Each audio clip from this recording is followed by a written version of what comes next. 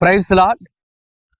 ஆண்டவரும் அருமை இரட்சகருமாகிய இயேசு கிறிஸ்துவின் ஈடி நேற்று நாமத்தினாலே உங்கள் எல்லோரையும் ஹெவன்லி சவுண்ட்ஸ் மினிஸ்ட்ரிஸ் சார்பாக அன்புடன் வாழ்த்தி வரவேற்கிறேன்.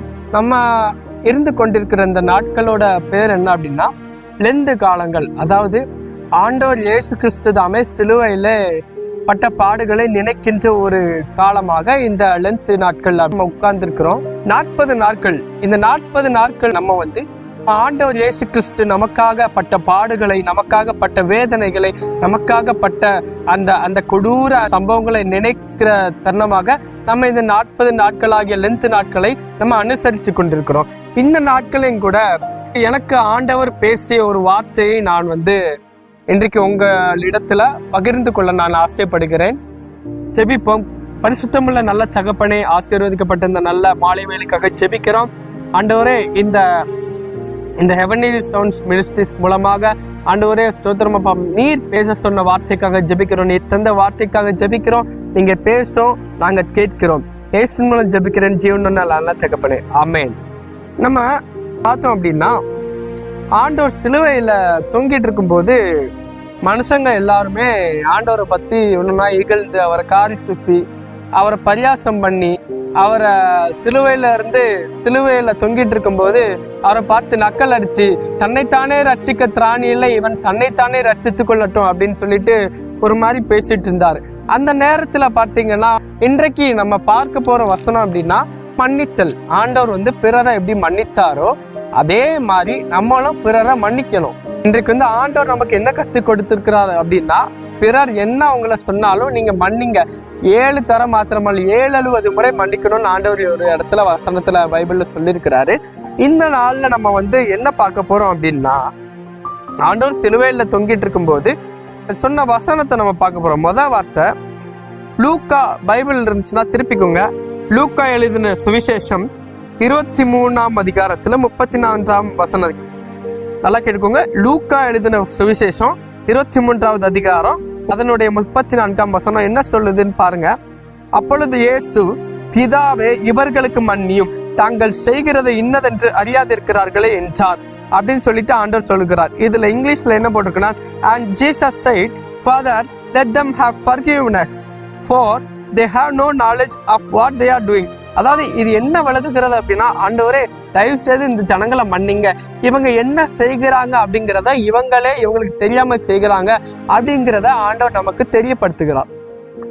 இந்த நம்ம வாழ்ந்து கொண்டிருக்கிற இந்த உலகத்துல அதாவது சராசரி மனுஷனாகிய நமக்கு பிரச்சனைகள், போராட்டங்கள், நிந்தைகள், அவமானங்கள் வரலாம். ஆனா அந்த பிரச்சனைகளையும், அந்த போராட்டங்களையும், அந்த நிந்தைகளையும், அவமானங்களையும் எல்லாம் நம்ம இயேசு நமக்காக சுமந்து கொண்ட மாதிரி நம்மளும் அவருக்காக சுமந்து கொள்ளணும். யார் என்ன சொன்னாலும் கவலைப்படாதீங்க, பயப்படாதீங்க, அதை குறித்து ஓரி பண்ணாதீங்க, அதை குறித்து யோசிக்காதீங்க. ஆண்டவர் பாதத்துக்குள்ள வைங்க. ஆண்டவர் நமக்காகப்பட்ட பாடுகளை கொஞ்சம் எண்ணி பார்த்தோம்னா நம்மளாம் படுகிற அவமானம், பிரச்சனைகள், நிந்தைகள் இவை எல்லாமே சீரோ. எப்படி சீரோ? இதெல்லாம் ஒண்ணுமே கிடையாது. ஆண்டவர் நமக்காக எவ்வளவு பாடுபட்டார்னு கொஞ்சம் சிந்திச்சு பாருங்க.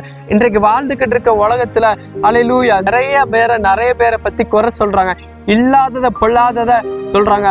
எக்ஸாம்பிளா என் வாழ்க்கையை எடுத்துக்கிட்டேன் அப்படின்னா, அதுக்கு முன்னாடி ஒரு தொடர்ச்சியா ஒரு 5 மாத காலமாக ஒரு ஊழியரின் பின்னாக அலைஞ்சேன். ஆண்டவர் எப்படி அப்படின்னா ரொம்ப நல்லவர்னா என் வாழ்க்கையில ரொம்ப நல்லவர் என்னோட ஆண்டவர். நான் அந்த ஊழியரோட பின்னாடி அலைஞ்சேன்.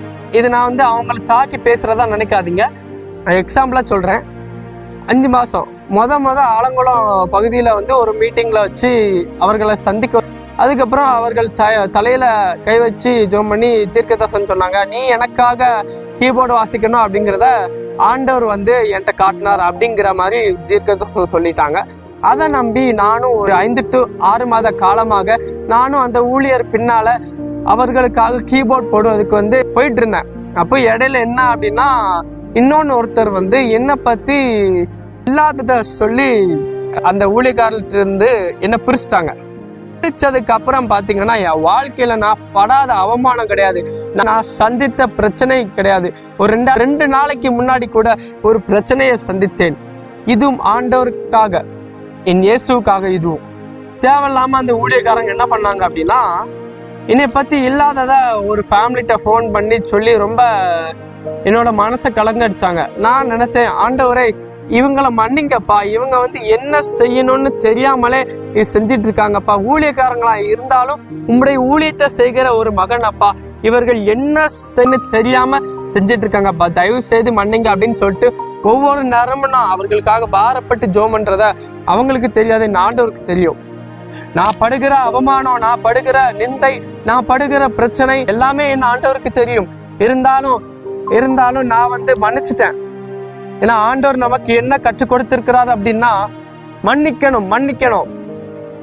அதாவது பரமண்டல ஜபத்துல ஆண்டவர் நமக்கு என்ன கற்றுக் கொடுத்திருக்கிறார் அப்படின்னா, இந்த ஜபத்தை நான் சொல்றேன் பாருங்க. பரமண்டலத்தில் இருக்கிற எங்கள் பிதாவே, உம்முடைய நாமம் பரிசுத்தப்படுவதாக, உம்முடைய நாமம் வருவதாக, உம்முடைய சித்தம் பரமண்டலத்தில் செய்யப்படுவது போல பூமியிலேயும் செய்யப்படுவதாக, அந்த ஆதாரத்தை இன்று எங்களுக்கு தாரும். இந்த வரியை நோட் பண்ணி வச்சுக்கோங்க. எங்கள் கடன்காரர்களை நாங்கள் மன்னித்தது போல, அதாவது எங்களின் கடன்களை எங்களுக்கு மன்னியும். இது எதை சொல்லுது அப்படின்னா, ஆண்டவரே நாங்க எங்க அயலான் செய்கிற தப்ப மன்னிக்கிறது போல நீங்க எங்க தப்ப மன்னிங்க அப்படின்னு சொல்லிட்டு இந்த ஜபத்தை ஆண்டவர் நமக்கு சொல்லி கொடுக்கிறார். அப்போ ஆண்டவரே நமக்கு கற்று தரும் போது அப்ப மனுஷங்க நம்ம ஏன் மன்னிக்காம இருக்க கூடாது? மன்னிக்காம இருக்கிறது ஒரு பெரிய பாவம். மன்னிக்காம இருக்கிறது ஒரு பெரிய பாவம். பைபிள் சொல்லுது, நீங்க கோபம் கொண்டாலும் பாவம் செய்யாதிருங்கள்னு. கோபம் அப்படிங்கிறது ஒரு பெரிய பாவம். பைபிள் கூட ஒரு வசனம் சொல்லுகிறது, சூரியன் அஸ்தமிக்கும் முன் உங்கள் கோபம் தனிய கடவுது அப்படின்னு சொல்லிட்டு ஒரு வார்த்தை சொல்லுகிறது. இது எதை மேம்பாடு பண்ணி ஆண்டவர் சொல்லுகிறார் அப்படின்னா, பிறரை நம்ம மன்னிக்கணும். யார் வேணாலும் என்ன சொல்லிட்டு போட்டோம், நான் அப்படிதான் நினைக்கிறேன். யார் வேணாலும் என்ன சொல்லிட்டு போகுது, நீ இல்லாததே நீங்க சொல்லுங்க, ஒன்றும் பிரச்சனை இல்லை, என் ஆண்டவர் பார்த்துக் கொள்வார். இந்த அவமானத்தை நான் சந்தித்தது என்றால் அது என் ஆண்டவர் இயேசுவுக்காக. நல்லா புரிஞ்சுக்கொள்ளுங்க, ஆண்டவர் இயேசுக்காக நம்ம எல்லாம் நிறைய பாடுகளை பண்ண கொஞ்ச நாட்கள் தான். இந்த உலகத்துல நம்ம வெள்ளத்தின் மிகுதியினால 80 வருஷமோ 70 வருஷமோ தான் அந்த வாழ்கிற கொஞ்ச நாள். இது மற்றவங்களை பத்தி குறை பேசாம, மற்றவங்களை பத்தி குறை எதுவும் கூறாம நம்ம ஆண்டவர் சமூகத்துல அதை விட்டுட்டோம் அப்படின்னா ஆண்டவர் நமக்கு எல்லாத்தையும் பார்த்துக்கொள்வார். இன்னொன்னு ஒரு வசனம் பாருங்க, மேத்யூ சாப்டர் 7, மத்தேயு 7ஆம் அதிகாரத்திலே அதனுடைய 1வது வசனத்துல என்ன சொல்லுகிறது அப்படின்னா, நீங்கள் குற்றவாளிகள் என்று தீர்க்காதபடிக்கு மற்றவர்களை குற்றவாளிகள் என்று தீர்க்காதீர்கள். எனக்கு பிடிச்ச வரி என்ன அப்படின்னா, மற்றவர்களை குற்றவாளிகள் என்று தீர்க்காதீர்கள். இந்த வசனம் தான் எனக்கு, இந்த வரி தான் ரொம்ப பிடிச்சது. இங்கிலீஷ்ல பாருங்க, but not judges of others and you will not be judged. அதாவது நம்ம குற்றவாளிகளா இருக்கிறோம் அப்படிங்கிறதுக்காக மற்றவர்களை குற்றவாளிகள் என்று தீர்க்காதீர்கள். எத்தனையோ நேரத்துல என் வாழ்க்கையில மற்றவங்க செய்த குற்றத்திற்காக நான் நிறைய அடி வாங்கியிருக்கிறேன். என் ஆண்டவருக்கு தெரியும், இதற்கெல்லாம் பலனை என் ஆண்டவர் பரலோகத்திலே வைத்திருக்கிறார் என்பது எனக்கு நல்லாவே தெரியும். ஒன்னும் worry பண்ணாதீங்க, ஆண்டவர் நமக்காக இருக்கிறார். நம்ம ஆண்டவர்கிட்ட ஜெபம் பண்ண வேண்டியது என்ன அப்படின்னா, ஆண்டவரே இவர்களை மன்னிங்கப்பா, இவங்க என்ன செய்கிறது அப்படின்னு இவங்களுக்கே தெரியாம செய்கிறாங்க அப்படிங்கிறத மனசுல வச்சு கொஞ்சம் நீங்களே உங்களை யோசிச்சு பார்த்து தாழ்த்துங்க. கண்டிப்பா தாழ்த்துகிற எவனும் உயர்த்த கடவன், தன்னை உயர்த்துகிறவன் எவனோ தாழ்த்த கடவன். சில இடங்கள்ல ஆண்டவர் தம்மைத்தானே அந்த சிலுவையில தம்மைத்தானே தாழ்த்தினார், அவர் தரத்தை தாழ்த்தினார். அப்ப மனுஷனாக நம்மளும் நம்மை தாழ்த்தி அவளிடம் அர்ப்பணிக்கணும். அப்படின்னாதான் ஆண்டவர் நம்ம வாழ்க்கையில ஒரு பெரிய அற்புதத்தையும் அதிசயத்தையும் செய்வார். ஜெபிப்போமே. எங்களை நேசிக்கிற அன்புள்ள பரலோக தகப்பனே, ஆசீர்வதிக்கப்பட்ட அந்த நல்ல மாலை வேலைக்காக ஜெபிக்கிறோம். ஆண்டவரே, நல்ல வார்த்தையை தியானிக்க உதவி செஞ்சீங்களே ராஜா. அப்பா ஸ்தோத்திரம் அப்பா. நாங்கள் ஏசப்பா ஸ்தோத்திரம் அப்பா, மற்றவர்களை மன்னிக்க வேண்டிய அந்த இருதயத்தை எங்களுக்கு தாங்கப்பா. கல்லான இருதயத்தை எடுத்து போட்டு சதையான இருதயத்தை எங்களுக்குள்ள சிருஷ்டிங்கப்பா. அப்பா, உடைய பரிசுத்தாவி எங்களிடத்துல எடுத்து போட்டாதீங்கப்பா. யார் சொன்னாலும், யார் என்ன வேணா சொல்லட்டும், இல்லாததே சொல்லட்டும் அப்பா. ஆனா நீங்க அப்பா ஸ்தோத்திரம் எங்க கூட இருக்கிறதுனால நாங்க அதை குறித்து சிந்திக்காதபடி அப்பா ஸ்தோத்திரம் அப்பா. அப்பா தேவன் ஒருவருக்கே நாங்க உண்மை உள்ளவராகவும் அப்பா ஸ்தோத்திரம் உம்மிடத்திலே ஏசப்பா எங்களோட பிரச்சனைகளை சொல்லி நாங்க ஏசப்பா ஸ்தோத்திரம் அப்பா சொல்லி ஜெபிக்க எங்களுக்கு கிருபை தாங்கப்பா. அப்பா உங்களுடைய கரமாத்திர தங்கியிருக்கட்டும். இதை பார்த்து கொண்டிருக்கிற ஒவ்வொரு பிள்ளைகள் மேலும் உங்களுடைய பிரசன்னம் இறங்குவதாக. உங்களுடைய வார்த்தை கேட்டு இருக்கிறார்கள் ஏசப்பா, அவர்களுக்கும் மன்னிக்கிற இருதயத்தை தாங்க.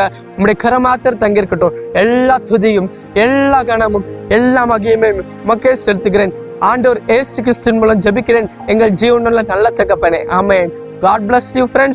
ஆண்டவர் உங்களை தாமே ஆசீர்வதிப்பார். ஆமென்.